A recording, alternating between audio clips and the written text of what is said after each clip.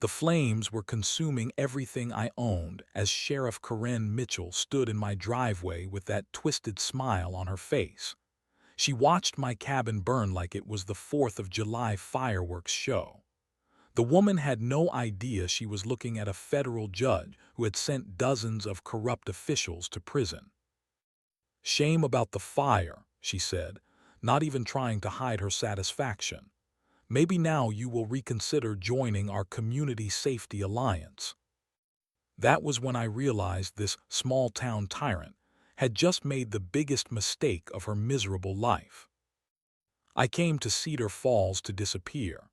After 30 years on the federal bench, sending white-collar criminals and corrupt politicians to prison, I wanted nothing more than silence. The mountain town seemed perfect for my retirement. Population 3,200, one main street, pine trees as far as the eye could see. My cabin sat on 5 acres at the end of Timber Ridge Road. Every morning, I would sit on the porch with my coffee and watch the sunrise paint the mountains gold. For the first time in decades, I felt peace. No courtrooms, no death threats from crime families, no sleepless nights reviewing evidence of human cruelty.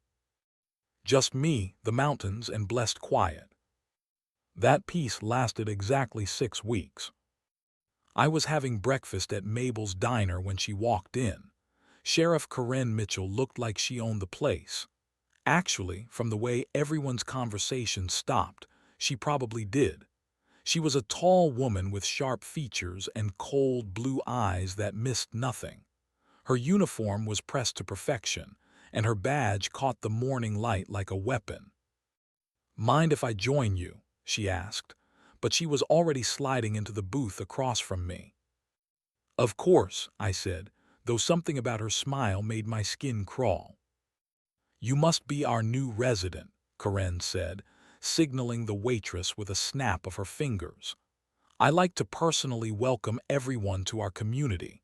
Make sure they understand how things work around here." The way she said, "how things work," sent a chill down my spine, but I kept my expression neutral. 30 years of dealing with criminals had taught me to hide my reactions. "That is very kind of you, Sheriff," I replied. Corinne leaned forward, her smile never wavering. "We have a wonderful organization here called the Community Safety Alliance. All the upstanding citizens belong. It is how we keep our town safe and prosperous." She slid a pamphlet across the table. The cover showed smiling families under the heading "Protecting Our Way of Life." But something about the whole thing felt wrong. Too polished. Too aggressive. "What exactly does this organization do?" I asked. Corinne's smile grew sharper. "We coordinate with local law enforcement to identify threats to our community. We make sure everyone feels secure. The membership fee is quite reasonable, only $500 a month." $500 a month for what amounted to a neighborhood watch group. This was clearly some kind of protection racket, but I had learned long ago to choose my battles carefully. "I appreciate the offer," I said carefully, "but I prefer to keep to myself. I am sure you understand." For just a moment, Corinne's mask slipped. Her eyes flashed with something dark and dangerous. Then the fake smile returned. "Oh, I think you misunderstood me," she said softly. "This is not really an offer. This is how responsible citizens contribute to our community. I am sure once you think about it, you will see the wisdom in joining us." The threat was crystal clear, but I had faced down mob bosses and cartel lawyers. A small-town sheriff with delusions of grandeur did not scare me. "I will consider it," I lied. Corinne stood up, her hand resting casually on her gun. "You do that, I will check back with you soon, very soon." After she left, the diner stayed quiet for several long minutes. Finally, Mabel came over to refill my coffee. Her hands were shaking. "That woman is pure evil," she whispered, "but you did not hear that from me."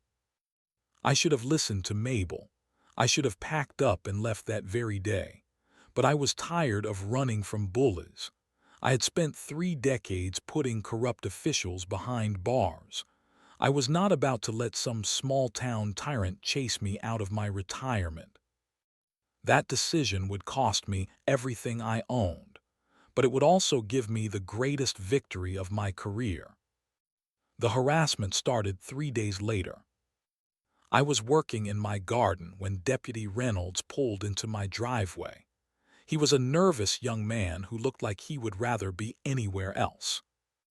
"Afternoon, sir," he said, not meeting my eyes. "Just doing a wellness check. Sheriff Mitchell wanted to make sure you were settling in okay." "I am fine, Deputy. Thank you for checking." But he did not leave. Instead, he walked around my property, taking notes on a clipboard. He measured the distance between my cabin and the property line. He took pictures of my woodpile. He even counted the number of windows facing the road. "Is there a problem?" I asked. "Just routine," he mumbled, but his hands were shaking as he wrote. The next day, I found a citation on my door. Apparently, my woodpile was 3 inches too close to the property line. Violation of County Code 47B fine, $200.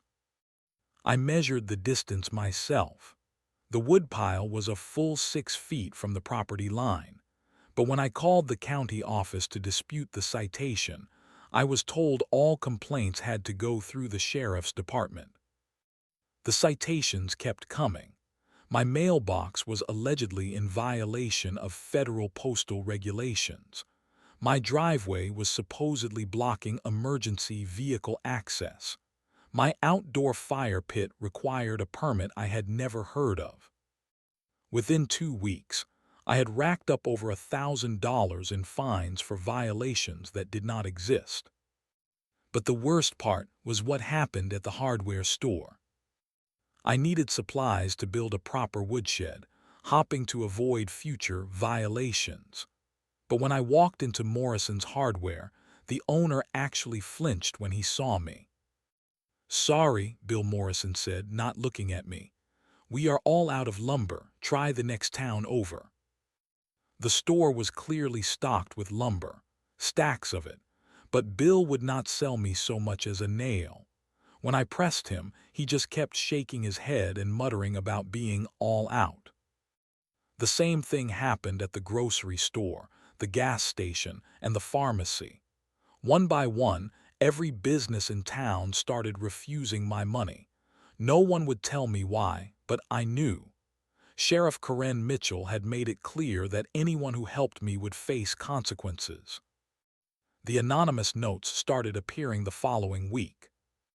"Leave town while you still can," read the first one, shoved under my door sometime during the night. "You do not belong here," said the second, left on my windshield. "Final warning," said the third, this one accompanied by a photo of my cabin taken from the tree line behind my property. I tried filing a formal complaint with the state police, but the desk sergeant told me all reports from Cedar Falls had to be processed through the local sheriff's department first. When I called the FBI field office, they said they could not investigate without evidence of federal crimes. Karen Mitchell had created the perfect trap. She controlled the local law enforcement, intimidated the local businesses, and isolated me from any outside help. In her mind, I had only 2 choices: submit to her extortion or leave town in defeat. But she had made one crucial mistake. She assumed I was just another helpless citizen she could bully into submission. She had no idea that I had spent decades dismantling criminal organizations, far more sophisticated than her small-town protection racket. The psychological warfare was definitely taking its toll. I found myself checking the locks multiple times each night. Every sound in the forest made me jump. The isolation was crushing, but I refused to break. I had seen this playbook before. Create fear, apply pressure, make the victim feel helpless and alone. It was the same strategy used by organized crime families, corrupt politicians, and dirty cops. The only difference was the scale. But Corinne Mitchell was about to learn that some people do not break under pressure. Some people fight back. And some people have the power to destroy everything you have built with a single phone call. They came on a Tuesday evening, just as the sun was setting behind the mountains. 3 patrol cars pulled into my driveway with their lights flashing but no sirens. Sheriff Corinne Mitchell stepped out of the lead car, followed by 3 of her deputies. I was sitting on my porch, reading a book and enjoying the evening air. I did not move when they approached. 30 years of courtroom experience had taught me the power of remaining calm under pressure. "Good evening, Sheriff," I said politely. "To what do I owe this visit?" Corinne walked up to the bottom of my porch steps, her hand resting on her weapon. Her deputies spread out in a semicircle behind her, like she was expecting trouble. "I think we need to have a serious conversation," she said, "about your future in this community." "I am listening." Corinne smiled, but there was no warmth in it. "I did some research on you, Judge Phillips. 30 years on the federal bench. Very impressive.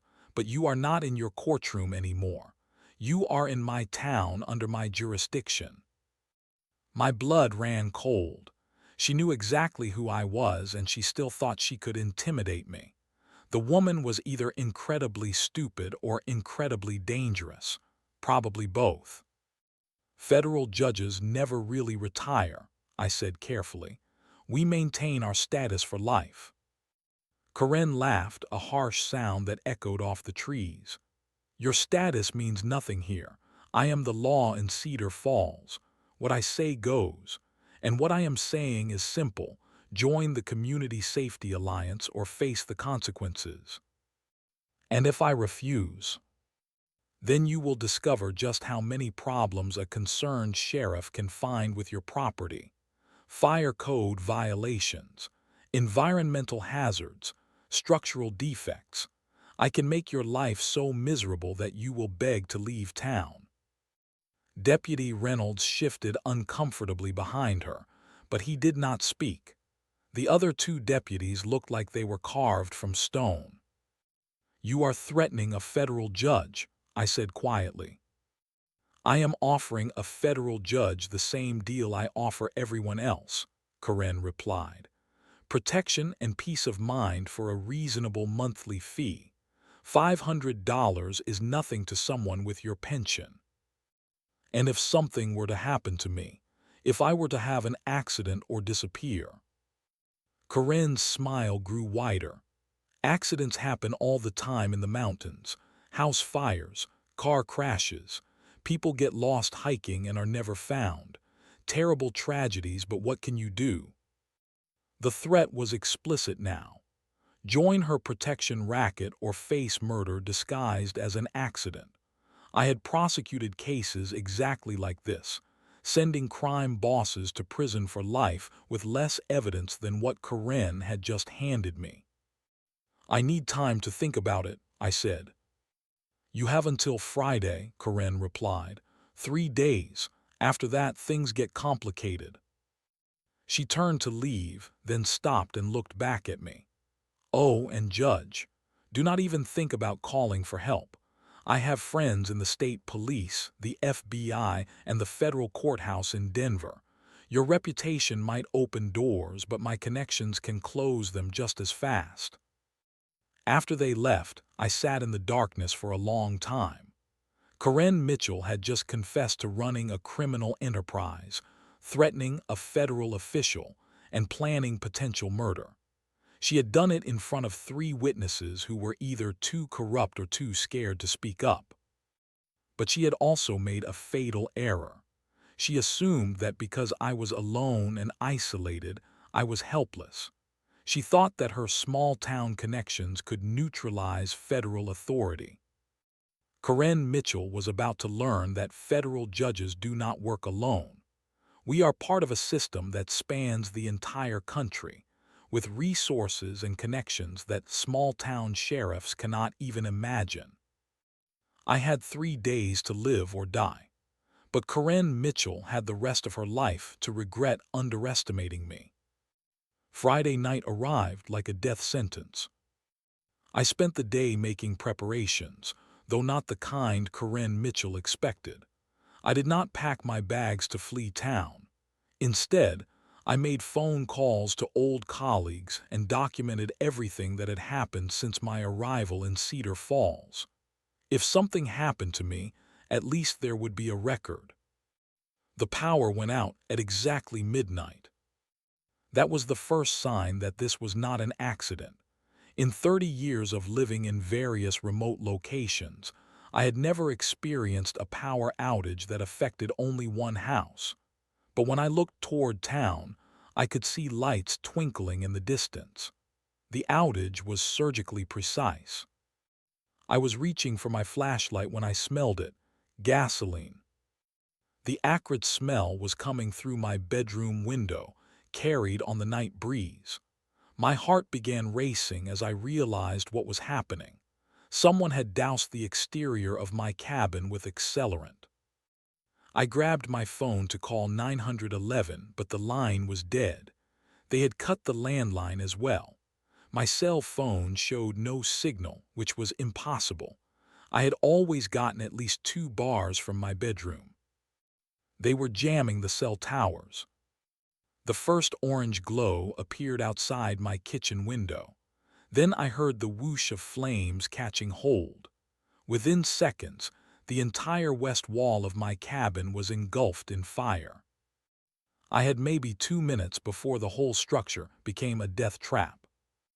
I grabbed my wallet, car keys, and the folder of documents I had prepared. Everything else would have to be left behind. 30 years of memories, family photos, and personal belongings were about to become ash. The smoke was already thick as I made my way to the front door.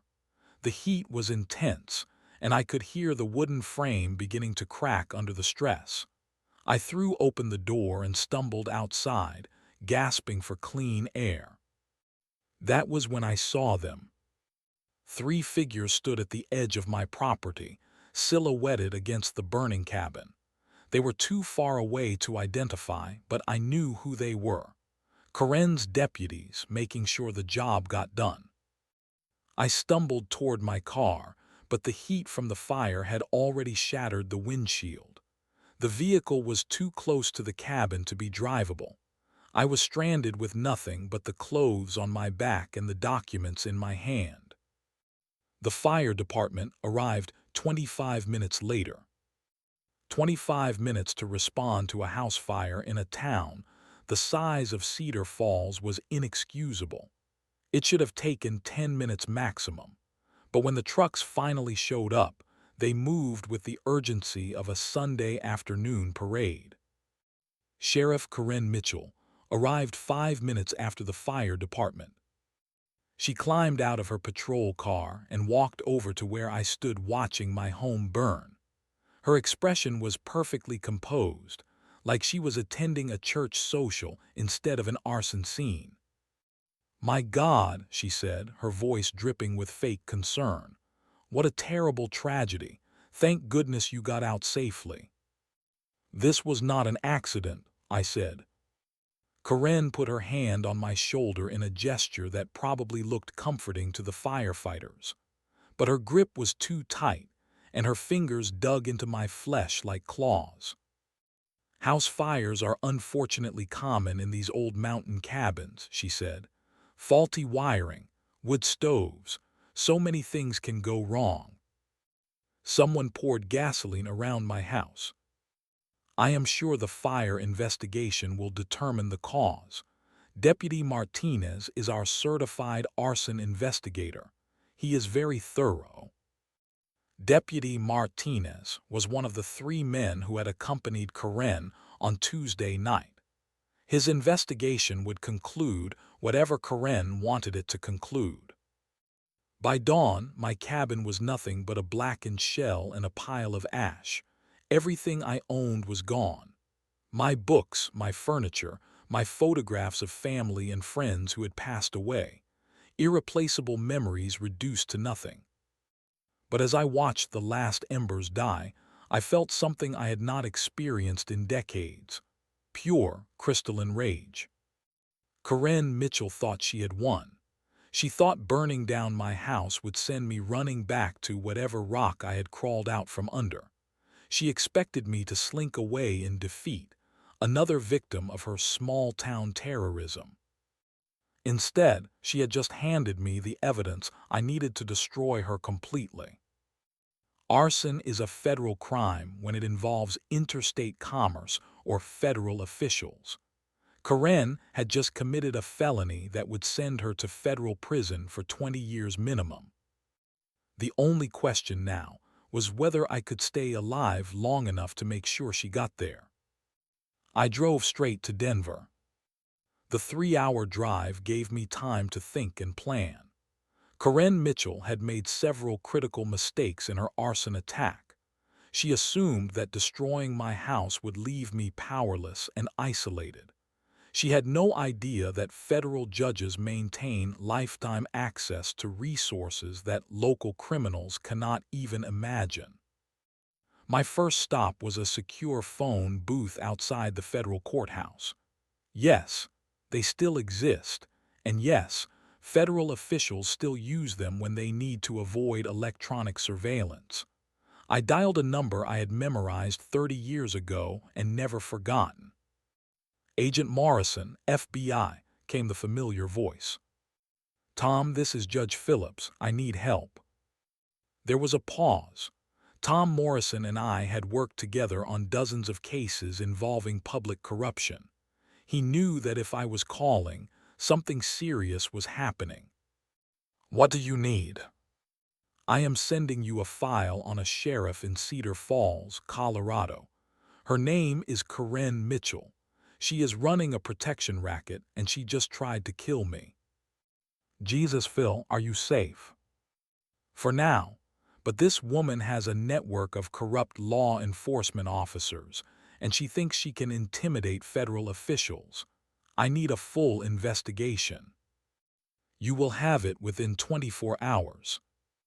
The FBI moves fast when a federal judge requests assistance. By the next morning, agents were already reviewing financial records, interviewing potential witnesses, and building a comprehensive case against Corinne Mitchell. What they found was worse than I had imagined. The Community Safety Alliance was not just a protection racket. It was a money laundering operation that funneled cash from drug dealers, illegal gambling operations, and human trafficking networks. Corinne Mitchell had turned Cedar Falls into a sanctuary city for criminals, as long as they paid their monthly fees. The list of victims was heartbreaking. Business owners who had lost their life savings to Corinne's extortion. Families who had been driven from their homes for refusing to comply. A teenage girl who had been arrested on false drug charges after her father tried to expose Corinne's operation. But the most shocking discovery was the extent of Corinne's law enforcement network. She had contacts in the state police, the DEA, and even the U.S. Marshal's office. These corrupt officials had been protecting her operation for years, derailing investigations and intimidating potential witnesses. Agent Morrison called me with updates every few hours. "We found the accelerant purchase," he reported on day 3. Corinne Mitchell bought 5 gallons of gasoline and rode flares from a hardware store in Durango, paying cash. The clerk remembered her because she insisted on buying everything herself instead of sending a deputy. "Any witnesses to the actual arson?" "Better than that. We have satellite footage. The NSA was conducting a training exercise that night, and their surveillance satellite caught the whole thing. We can see 3 figures moving around your property just before the fire started." Can you identify them? Enhancement is still in progress, but we are confident we can make positive identifications. On day 5, the investigation took an unexpected turn. "Phil, you need to hear this," Agent Morrison said during our morning call. "We interviewed Mabel Thompson from the diner. She has been keeping records of everyone Karen has extorted over the past 3 years. Names, dates, amounts paid, everything. Why did she not report this earlier?" Karen threatened to have her granddaughter arrested for drug possession. Planted evidence, false testimony, the whole 9 yards. But when Mabel learned that a federal judge was leading the charge against Karen, she found the courage to come forward. How many other victims are there? Over 200 individuals and businesses. Karen has stolen more than $3 million through her protection racket. But that is just the tip of the iceberg. We are tracking another $15 million in money laundering proceeds. The scope of Karen Mitchell's criminal enterprise was staggering. She had transformed a small mountain town into her personal kingdom, ruling through fear and corruption. But like all criminals who get too comfortable, she had grown careless. The satellite footage, the accelerant purchases, the financial records, and the victim testimony created an airtight federal case. Karen Mitchell was going to prison for the rest of her life. But she did not know that yet. As far as she was concerned, her plan had worked perfectly. She had eliminated the threat to her operation and sent a message to anyone else who might consider crossing her. Karen Mitchell was still walking around Cedar Falls like she owned the place, collecting her protection money and terrorizing innocent people. That was about to change. The end came on a Tuesday morning, exactly 2 weeks after Karen burned down my house. She had no idea that federal agents had been watching her every move for the past 10 days. She did not know that her phones were tapped, her bank accounts frozen, and her corrupt network of law enforcement contacts under surveillance. Karen Mitchell woke up that morning thinking she was untouchable. She went to bed that night in a federal holding cell. The operation began before dawn. FBI agents positioned themselves at strategic locations throughout Cedar Falls, while U.S. Marshals coordinated roadblocks at every exit from town. Karen would not be allowed to escape, and her corrupt deputies would not be able to warn her. I watched from Agent Morrison's surveillance van as Karen left her house at exactly 7:30 a.m., just like she had every morning for the past 2 weeks. She was carrying a large duffel bag that our financial investigation had revealed contained cash from her protection racket. Karen was planning to make her weekly deposit at a bank in Grand Junction that did not ask questions about large cash transactions. "Target is mobile," Agent Morrison spoke into his radio. "All units maintain surveillance distance." Karen drove through town like she owned it, which in many ways she did. She stopped at the diner for coffee, collected her weekly payment from Bill Morrison at the hardware store, and intimidated a new family that had just moved to town. All routine activities for a small-town tyrant. But when Karen reached the county line, her routine came to an abrupt end. Federal agents appeared from behind trees, rocks, and parked vehicles. Within seconds, Karen's patrol car was surrounded by a dozen heavily armed FBI agents and U.S. Marshals. She had no chance to resist, no opportunity to call for backup, and nowhere to run. Agent Morrison approached Karen's car with an arrest warrant in his hand. "Sheriff Karen Mitchell, you are under arrest for arson, extortion, money laundering, conspiracy, and violation of civil rights under color of law." Karen's face went white as the charges were read.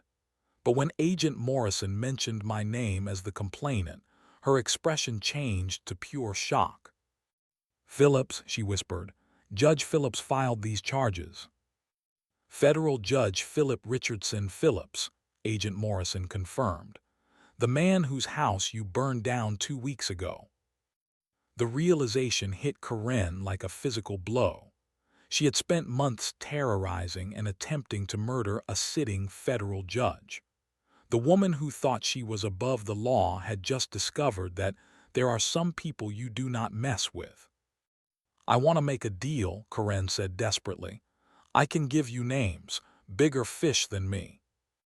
You can discuss that with your attorney, Agent Morrison replied as he placed handcuffs on her wrists. As Karen was loaded into the federal transport vehicle, I stepped out of the surveillance van. She saw me through the window and her face crumpled with the realization of how completely she had been outmaneuvered. You have the right to remain silent, I told her through the glass. I recommend you exercise that right. The roundup of Karen's corrupt network happened simultaneously across 3 states. Dirty cops, compromised prosecutors, and crooked judges were arrested at their homes, offices, and favorite restaurants. The conspiracy reached higher into the law enforcement hierarchy than anyone had imagined. But the most satisfying arrest was Deputy Reynolds, the nervous young man who had participated in Karen's harassment campaign against me. When federal agents found him, he immediately broke down and confessed everything. His testimony would ensure that Karen Mitchell never saw freedom again.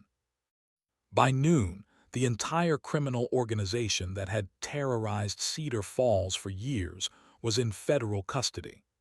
The town was finally free from Karen Mitchell's reign of terror.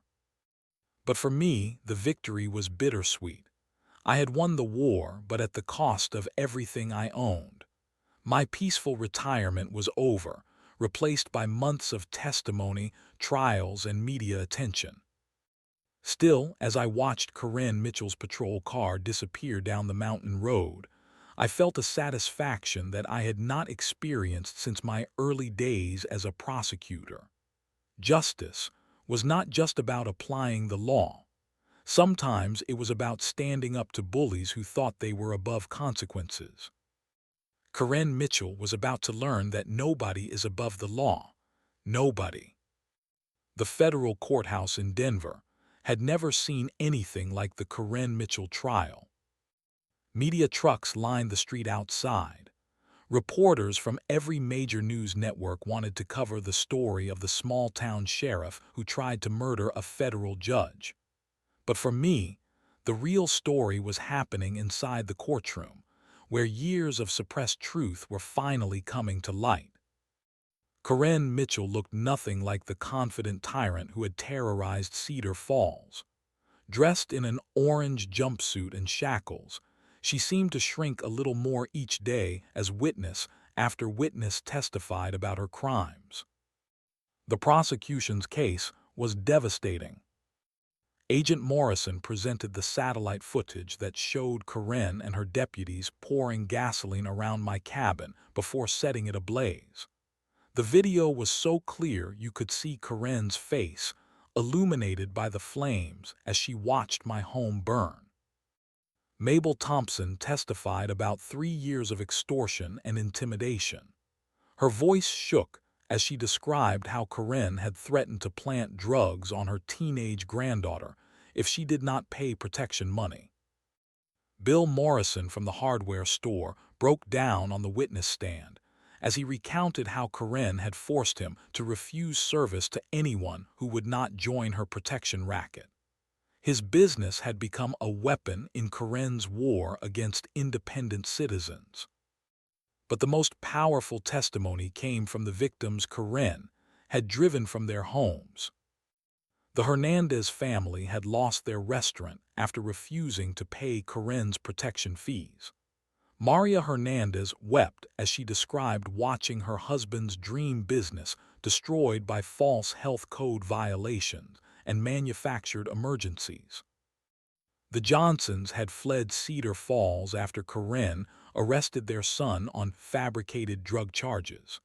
The teenager spent 6 months in juvenile detention before the charges were quietly dropped, but the family never recovered from the trauma.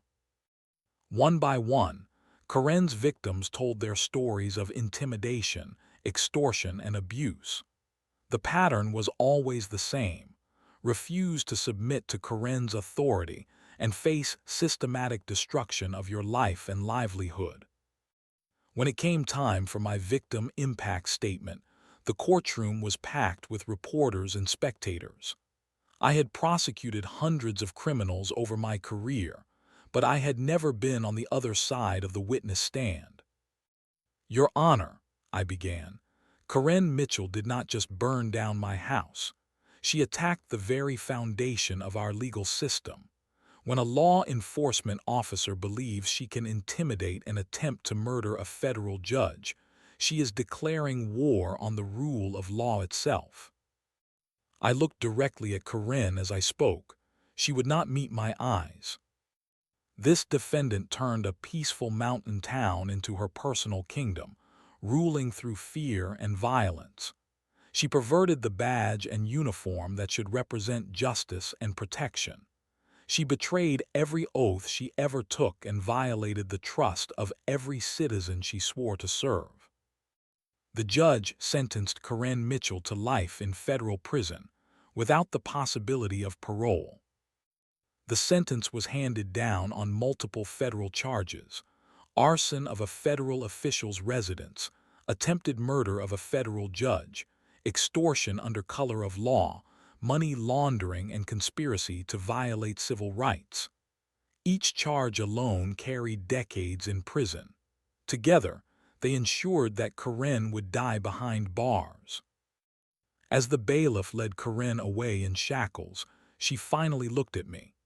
The arrogance and cruelty were gone, replaced by the hollow stare of someone who had lost everything. She had ruled Cedar Falls like an absolute monarch, and now she would spend the rest of her life in a 6x8 cell. The trials of her corrupt deputies and law enforcement contacts continued for months. Some cooperated with federal investigators and received reduced sentences. Others, like Deputy Martinez, who had falsified the arson investigation, received lengthy prison terms. But Karen Mitchell's life sentence sent a message that resonated throughout law enforcement agencies across the country. You cannot terrorize federal officials. You cannot murder judges. And you cannot hide behind a badge while committing crimes against the citizens you swore to protect. Justice had been served, but the real victory was still to come. I returned to Cedar Falls 6 months after Karen Mitchell was sentenced to life in prison. The town had changed dramatically in my absence. The fear that had hung over the community like a dark cloud was finally lifting. People made eye contact on the street again. Business owners smiled when they served customers. Children played in the parks without their parents constantly looking over their shoulders. The new sheriff was a retired Colorado State Police captain named Robert Hayes. He had volunteered for the position specifically to help the town heal from Karen's reign of terror. His first act was to fire every deputy who had participated in Karen's corruption and hire a completely new staff from outside the county. "Judge Phillips," Sheriff Hayes said when he saw me at Mabel's diner, "I cannot tell you how grateful this community is for what you did. Karen Mitchell would still be terrorizing innocent people if you had not stood up to her." "I just did what any citizen should do when faced with corruption," I replied. But the truth was more complicated than that. I had advantages that ordinary citizens do not have: federal connections, legal knowledge, and resources that enabled me to fight back against Karen's criminal organization. Most of her victims had no choice but to submit or flee. That realization led to my next project. Working with Sheriff Hayes and the town council, we established the Cedar Falls Citizens Oversight Committee. The committee includes rotating members from every segment of the community: business owners, retirees, young families, and long-time residents. Their job is to monitor law enforcement activities and ensure that no future sheriff can abuse their authority the way Corinne Mitchell did. We also created a victim assistance fund using money recovered from Corinne's criminal enterprise. Every person and business that had been extorted by Corinne received full restitution, plus compensation for the years of trauma they had endured. But the most satisfying change was the rebuilding of my cabin. The entire community volunteered to help. Bill Morrison donated materials at cost. Local contractors worked for free. Families brought food and drinks for the work crews. Within 3 months, I had a new home that was larger and more comfortable than the one Corinne had burned down. More importantly, I had a community that I truly belonged to for the first time in my life. During the cabin raising, Mabel Thompson pulled me aside. "I kept something for you," she said, handing me a small wooden box. "I found it in the ashes of your old place. Thought you might want it back." Inside the box was my father's watch, somehow undamaged despite the intense heat of the fire. It was the only personal possession I had thought was lost forever. As I strapped the watch onto my wrist, I realized that Corinne Mitchell had actually given me a gift. By destroying my old life, she had forced me to build a new one. And this new life, surrounded by people who had stood together against tyranny, was richer and more meaningful than my isolated retirement had ever been. Corinne Mitchell, meanwhile, was discovering that federal prison is very different from the county jail, where she used to reign supreme. Reports from her correctional facility indicated that she was struggling to adapt to life as just another inmate. The woman who had terrorized an entire town now spent her days mopping floors and working in the prison laundry. Sometimes I wonder if she thinks about the choices that led her to that cell. The moment she decided that her badge made her above the law. The night she chose arson and attempted murder over simply leaving me alone.